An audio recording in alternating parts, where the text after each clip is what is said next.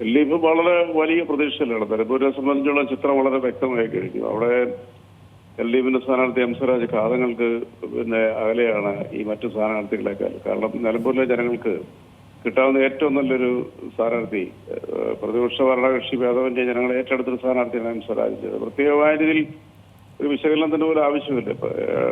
പ്രതിപക്ഷ സ്ഥാനാർത്ഥിയെ സംബന്ധിച്ചോളം, കോൺഗ്രസ് സ്ഥാനാർത്ഥി ആര്യാടൻ ഷൗക്കത്തിനെ സംബന്ധിച്ചോളം അവിടെ അവർക്ക് പ്രത്യേക ആവശ്യമായിട്ട് ഒരു കാര്യങ്ങൾ അവതരിപ്പിക്കാറുണ്ട്. ആ മണ്ഡലത്തിൽ അവർ മറ്റു ചില കാര്യങ്ങളാണ് ജമാഅത്തെ ഇസ്ലാമിയായിട്ടുള്ള വർഗീയ കൂട്ടുകെട്ട്, അതുപോലെ തന്നെ അവരോട് നടത്തുന്ന നാടകങ്ങൾ, ഇങ്ങനെയൊക്കെ ഒരു കാര്യങ്ങളും ജനങ്ങളുടെ അല്ലെങ്കിൽ ജനങ്ങളുടെ മനസ്സുകളിൽ സ്വാധീനം ചെലുത്തുന്നുള്ള ഒരു പ്രകടന പത്രിക പോലും അവർക്ക് അവതരിപ്പിക്കാനോട് സാധിച്ചിട്ടില്ല.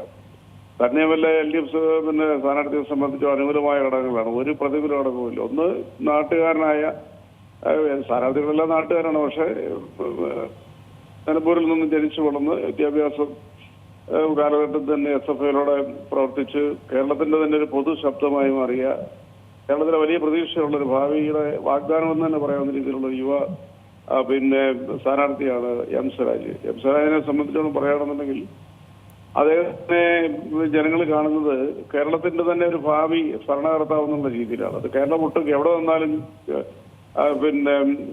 സ്വരാജിനെ സംബന്ധിച്ചോളം ഒരു സർട്ടൻ വോട്ട് സ്വരാജിനുണ്ട്. അങ്ങനെ അപൂർവം ചില രാഷ്ട്രീയ പ്രവർത്തകരെ കേരളത്തിലുണ്ട്. അപ്പൊ EMS നമ്പൂതിരിപ്പാട് പോലുള്ളവരാണ് ആ കാര്യത്തിൽ കേരളീയ ആ സ്ഥാനത്ത് നിർത്താൻ പറ്റും. അങ്ങനെയുള്ള അതിന്റെ ശേഷമുള്ള പുതിയ തലമുറയിൽ കേരളത്തിലെ ഏത് മണ്ഡലത്തിൽ നിന്നാലും ഒരു പരിധി വരെ വോട്ടുകൾ സംഭരിക്കാൻ കഴിവുള്ള ഒരു സ്ഥാനാർത്ഥിയാണ് എം സ്വരാജ്. ആ സ്വരാജിനെ അവർക്ക് ഒരു തരത്തിൽ പരാജയപ്പെടുത്താൻ പറ്റുന്നില്ല. കാരണം എം സ്വരാജ് നിയമസഭയിൽ തന്റെ പ്രാധാന്യം അത് എവിടെ എന്നുപോലെ തന്നെ നിലമ്പൂരുകാർക്ക് വളരെ ബോധ്യമുള്ള ഒരു വസ്തുതയാണ്. പിന്നെ കേരളത്തിലെ ഇടതുപക്ഷ ജനാധിപത്യ സർക്കാർ കഴിഞ്ഞ 9 വർഷം കൊണ്ട് നേടിയ നേട്ടങ്ങൾ, ഒരുപാട് പ്രകൃതി ദുരന്തങ്ങൾ, കോവിഡ്, അതുപോലെ തന്നെ നിപ പോലെയുള്ള പ്രതിസന്ധികൾ, ഓക്കി പോലുള്ള പ്രതിസന്ധികൾ, 2 പ്രളയം, ഇതെല്ലാം തരണം ചെയ്തുകൊണ്ട് ജനങ്ങളെ സംരക്ഷിച്ചു നിർത്തിയിട്ട് സർക്കാർ. അതിനിടയിലും കേന്ദ്ര സർക്കാരിന്റെ ക്രൂരമായ സാമ്പത്തിക ദ്രോഹത്തിനിടയിൽ പോലും ഇത്രയും വലിയൊരു വികസന പ്രവർത്തനങ്ങൾ നടത്തിയിട്ട് സർക്കാർ കേരളത്തിന് ചരിത്രത്തിലില്ല.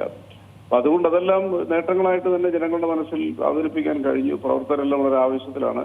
സ്വരാജിന്റെ വിജയം എന്നത് സാധാരണ ഒരു തെരഞ്ഞെടുപ്പിൽ നമ്മൾ പ്രൊഡിക്ട് ചെയ്യുന്നതല്ല. വലിയ ഭൂരിപക്ഷത്തിനെ അവിടെ സ്വരാജ് ജയിക്കുക. അതിനുള്ള രാഷ്ട്രീയ സാഹചര്യവും മറ്റു ഘടകങ്ങളെല്ലാം സ്വരാജിന് അനുകൂലമാണ്.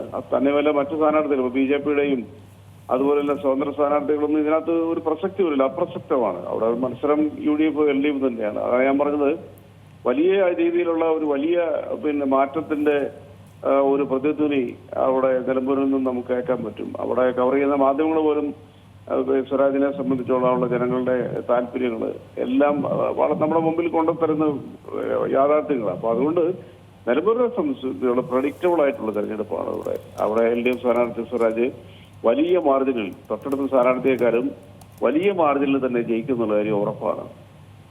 മറ്റൊരു കാര്യം കൂടി ചോദിക്കട്ടെ, അതായത് ഒരു മലയോര മേഖല എന്ന രീതിയിൽ കൂടി നോക്കുമ്പോൾ അവിടുത്തെ ജനങ്ങളുടെ ഏറ്റവും പ്രധാനപ്പെട്ട അവരുടെ ഒരു വെല്ലുവിളി എന്ന് പറയുന്നത് വന്യമൃഗശല്യം തന്നെയാണ്. അത് പല സമയങ്ങളിലും ഈ തെരഞ്ഞെടുപ്പ് കാലത്ത് ചർച്ചയായതുമാണ്.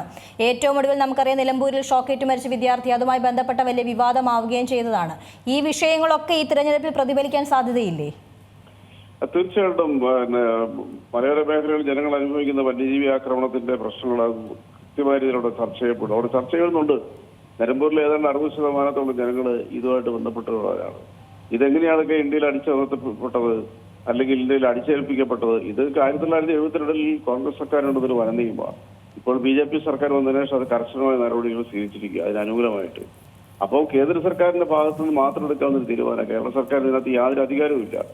അപ്പൊ ആ സ്ഥിതിക്ക് കാലങ്ങളായിട്ട് തന്നെ ജനങ്ങൾ അനുഭവിക്കുന്ന ഈ വിഷമത്തിന് പല രീതിയിലുള്ള സമ്മർദ്ദങ്ങൾ കേന്ദ്രത്തിൽ നൽകിയിട്ട് കോൺഗ്രസ് സർക്കാരിന്റെ കാലത്താണ് ഏറ്റവും കൂടുതൽ ഇതിനെക്കുറിച്ചുള്ള സമ്മർദ്ദങ്ങൾ ഉണ്ടായത്. അന്നൊന്നും ആ നിയമത്തിലൊരു മാറ്റം പോലും വരുത്താൻ സാധിച്ചിട്ടില്ല. ഇപ്പൊ വിദേശ രാജ്യങ്ങളിലൊക്കെ വന്യജീവികളുടെ എണ്ണം പെരുകിയാൽ അതിനൊരു ശരാശരിയിൽ കൂടുതൽ വർധന ഉണ്ടായിക്കഴിഞ്ഞാൽ അതിന്റെ എണ്ണം കുറയ്ക്കുന്ന കള്ളിങ് എന്ന് പറയുന്ന ഒരു സംവിധാനമുണ്ട്. അതായത് ജനങ്ങളെ തന്നെ വേട്ടയാടാൻ വിട്ട് 2-3 ദിവസം കൊണ്ട് ഇതിന്റെ വർധന ഒരു ലെവലിലേക്ക് കൊണ്ടുവരിക എന്നുള്ളതാണ്. പക്ഷെ അത് ഇന്ത്യയിൽ ഒരു കാരണവശാലും അത് സംഭവിക്കത്തില്ല. ലോകത്ത് ഏറ്റവും കൂടുതൽ വന്യമൃഗങ്ങളുടെ വർധന ഉണ്ടായിരിക്കുന്ന ഇന്ത്യയിലാണ്. അത് ഏറ്റവും കൂടുതൽ ദോഷകരമായിട്ട് ബാധിച്ചിരിക്കുന്നത് കേരളത്തിനെയാണ്.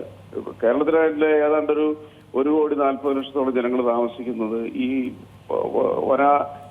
അതിർത്തിയായിട്ട് ബന്ധപ്പെട്ട പ്രദേശങ്ങളുണ്ട്. 61ഓളം നിയമസഭകൾ. അതിൽ ഏറ്റവും കൂടുതൽ ദോഷം അനുഭവിക്കുന്നത് നിലമ്പൂരിലാണ്. ഒന്ന്. രണ്ടാമതായിട്ട് നിലമ്പൂരിനെ സംബന്ധിച്ചോടെ ഈ വിഷയങ്ങളിൽ വന്നിരിക്കുന്ന മരണങ്ങൾ അടിക്കടി അവിടെ ആനയും പുലിയും കടുവയും എല്ലാം മനുഷ്യനെ കൊന്നു വീഴ്ത്തിക്കൊണ്ടിരിക്കുമ്പോഴും അവിടുത്തെ മുഖ്യ പ്രതിപക്ഷ കക്ഷിയായ കോൺഗ്രസിന് ഉത്തരവാദിത്വം മാറാൻ പറ്റത്തില്ല. ഏറ്റവും വലിയ ഉദാഹരണം എന്ന് പറയുന്നത് മലയോര കർഷകരെ വനാതിർത്തിയായിട്ട് ജീവിക്കുന്ന കർഷകരെയും ജനങ്ങളെയും ഏറ്റവും കൂടുതൽ ഭീതിയിലാഴ്ത്തിയത് ഇപ്പോഴത്തെ പ്രതിപക്ഷ നേതാവ് വി ഡി സതീശനാണ്. 2014 ഉമ്മൻചാണ്ടി സർക്കാർ അധികാരത്തിലേറിയപ്പോൾ ആ സമയത്ത് തന്നെ നിയമസഭയിലെ 5 MLA-മാരെ കൂട്ടിക്കൊണ്ട് ഹരിത MLA-മാർക്ക് നേതൃത്വം കൊടുത്തത് വി ഡി സതീശനാണ്. അവരുടെ പ്രഖ്യാപന നയം എന്ന് പറയുന്നത് കസ്തൂരിരംഗൻ ഗാഡ്ഗിൽ റിപ്പോർട്ടിലെ 1 കിലോമീറ്റർ ബഫർ സോൺ എന്നുള്ളത് 9 കിലോമീറ്ററായി വർദ്ധിപ്പിക്കണം എന്നുള്ളതായിരുന്നു വി ഡി സതീശന്റെയും കൂട്ടരുടെ നിലപാട്. അത് കേരള നിയമസഭയിൽ അവർ പലതവണ പ്രമേയം അവതരിപ്പിച്ചു, കേന്ദ്ര സർക്കാരിനോട് അഭ്യർത്ഥിച്ചു. കേരളത്തിലുടനീളം പല രീതിയിലുള്ള പ്രക്ഷോഭങ്ങളും സമരമാർഗങ്ങളും അവർ അവലംബിച്ചു. അത് നടപ്പിലാക്കുമായിരുന്നുണ്ടെങ്കിൽ കേരളത്തിലെ ഏതാണ്ട് 4-ൽ 3 സ്ഥലം വനമായി മാറും. നിലമ്പൂർ ടൗൺ പോലും വനമായിട്ട് മാറും. അപ്പൊ അങ്ങനെ ജനങ്ങളെ ഭീതിയിലാഴ്ത്തിയ കോൺഗ്രസ്സുകാർ, അതിന്റെ നേതാവ് വി ഡി സതീശനും ഇപ്പോൾ അവിടെ ചെന്ന് വോട്ട് ചോദിക്കുമ്പോൾ അവിടുത്തെ ജനങ്ങൾക്ക് ഇതെല്ലാം അറിയാം. കേവലം 10, 11, 12 വർഷങ്ങൾക്ക് മുമ്പുള്ള ചരിത്രമാണ്. അപ്പോൾ ആ വിഷയം അവിടെ ചർച്ച ചെയ്യും. ഈ പറയുന്ന കോൺഗ്രസിന്റെ ഇരട്ടത്താപ്പാട് ചർച്ച ചെയ്യും. അത് കോൺഗ്രസിനെ സംബന്ധിച്ചോളം ഏറ്റവും ഒരു തിരിച്ചടിയായിരിക്കും. ആ അർത്ഥത്തിൽ അത് ഒരു പരിധിവരെ LDF സ്ഥാനാർത്ഥിയുടെ ഭൂരിപക്ഷം വർദ്ധിക്കാനുള്ള അവസരം ഉണ്ടാകുന്നുള്ളതാണ് വസ്തുത. ഏറ്റവും പുതിയ വാർത്തകളും വിശേഷങ്ങളും വിരൽ തുമ്പിലറിയാൻ സീ മലയാളം ന്യൂസ് എല്ലാ ഡിജിറ്റൽ പ്ലാറ്റ്ഫോമുകളിലും ലഭ്യം.